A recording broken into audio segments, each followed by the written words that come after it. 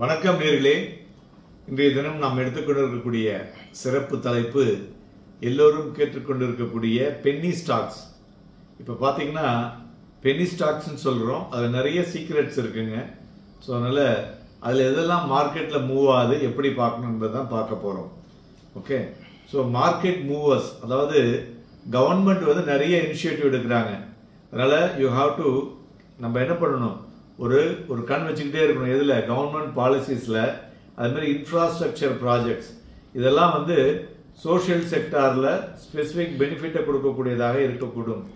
So like digital India or make in India, இதெல்லாம் பார்த்தீங்கன்னா நிறைய opportunities in technology or manufacturing penny stocks அதுமாரி உள்ளதுக்கு தான், சின்ன மேனுஃபேக்சரிங் தான் கொடுக்க சொல்லியிருக்காங்க.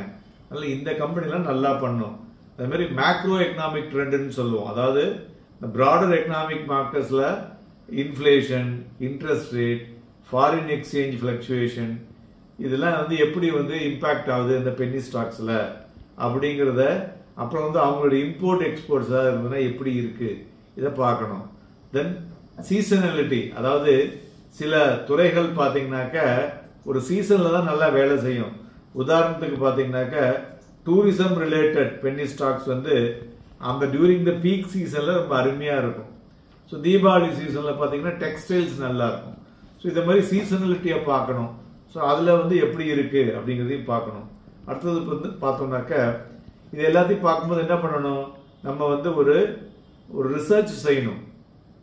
நம்மளுடைய இது இல்லை அப்படின்ட்டு ரிசர்ச் செய்யணும். அப்படி பண்ணும் பொழுது ஃபர்ஸ்ட் ஆனுவல் ரிப்போர்ட்டு, ஸோ அதனுடைய financial health, future plan, management quality, அதுமாரி ரெட் ஃபிளாக், அதாவது எக்ஸசிவ் டெட் இருக்கா, கடன்கள் அதிகமாக இருக்கா ஈக்விட்டிக்கு மேலே, அதுமாரி ஃபினான்ஷியல்ஸ்லாம் வந்து பிஸ்னஸ் மாடல்ஸ்லாம் எப்படி இருக்குது அப்படிங்கிறத பார்க்கணும். அதுமாரி ரெகுலேட்டரி ஃபைலிங்ஸ் இதுதாங்க ரொம்ப முக்கியம்.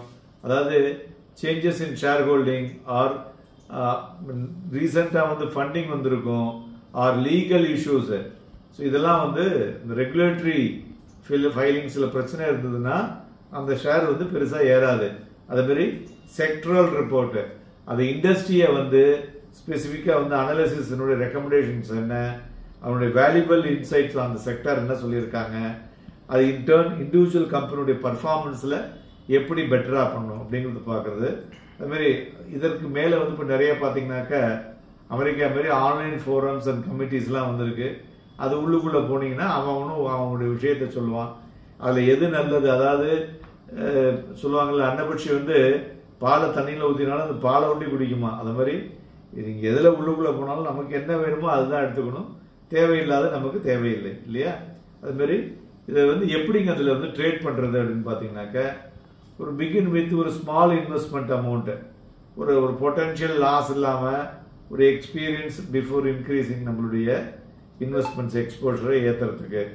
அதுமாரி கொஞ்சமாக வாங்கியிருந்தாலும் அதுக்கு ஒரு ஸ்டாப் லாஸ் ஆர்டரை செட் பண்ணிக்கிறது பெட்டராக இருக்கும். அதுமாரி அதனுடைய ஃபோக்கஸ் ஆன் லிக்விடிட்டின்னு சொல்லுவோம். அதாவது ஒரு ப்ரியாரிட்டி பண்ணிட்ட ஸ்டாக்ஸில் பார்த்தோம்னாக்க ஒரு டீசெண்டாக ட்ரேடிங் வால்யூம் நடந்துட்டு இருக்கும், திடீர்னு பார்த்தீங்கன்னா ஒன்றுமே இருக்காது. அதுமாதிரி இந்த டீசெண்டாக ட்ரேடிங் வால்யூம் நடக்கக்கூடிய ஸ்டாக்ஸாக இருந்தால் தான் நமக்கு வந்து டிஃபிகல்ட்டி இல்லாமல் வாங்கிறதுக்கோ விற்கிறதுக்கோ முடியும். சிலதெல்லாம் பார்த்தீங்கன்னா 500 ஷேர் தான் நடந்திருக்கும், அதை பற்றி பெருசாக எழுதிருவாங்க, டச் பண்ணவே கூடாது. அதுமாதிரி பி பேஷன்ஸுங்க, இதுதான் நம்ம எப்போதுமே சொல்லிட்டு இருக்கிறது. ஸோ ரொம்ப குயிக் கெயினுக்கு வந்து சேஸ் பண்ணக்கூடாது. இந்த பென்னி ஸ்டாக்ஸ்லாம் பார்த்தீங்கன்னா ஒரு 1 or 2 இயர் அந்த ஒரு விஷுவலைசேஷனும் உள்ளே போனீங்கன்னா அதில் வந்து நிறைய பண்ணலாம். அதுக்கு நிறைய உதாரணங்கள் இருக்குது. உதாரணத்துக்கு நம்ம வந்து சுஸ்லான் எனர்ஜியே எடுக்கலாம். 6 ரூபாய் இருந்தது, இன்னைக்கு வந்து கிட்டத்தட்ட 47 ரூபா வந்திருக்கு.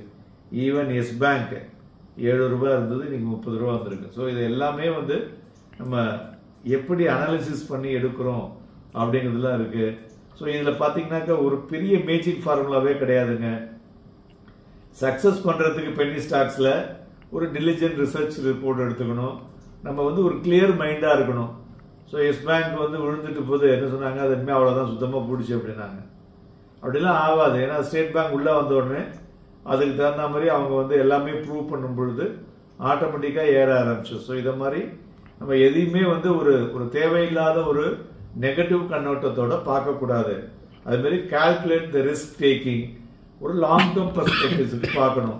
அதுமாரி அந்த ஸ்டே அவே ஃப்ரம் அந்த ஒரு நாளில் குயிக்காக பணம் பண்ணுறது 2 நாளில் பண்ணுறதெல்லாம் தட் இஸ் நாட் குட். அது வரவே வராதுங்க. அதுமாரி உள்ளதெல்லாம் போய் மாட்டிக்காதீங்க. அதுமாரி ஒரு பிளைண்டாக ஒரு டிப்ஸை ஃபாலோ பண்ணுறதை விட நீங்கள் வந்து உங்களோட ஓன் ரிசர்ச்சும் அதில் இது மாதிரி நம்ம மேலே சொன்ன விஷயங்களை வந்து புரிஞ்சுக்கிட்டு பண்ணிங்கன்னா உங்களுடைய பென்னி ஸ்டாக்ஸ் பல மடங்காக வளரக்கூடும். Happy trading, happy investments.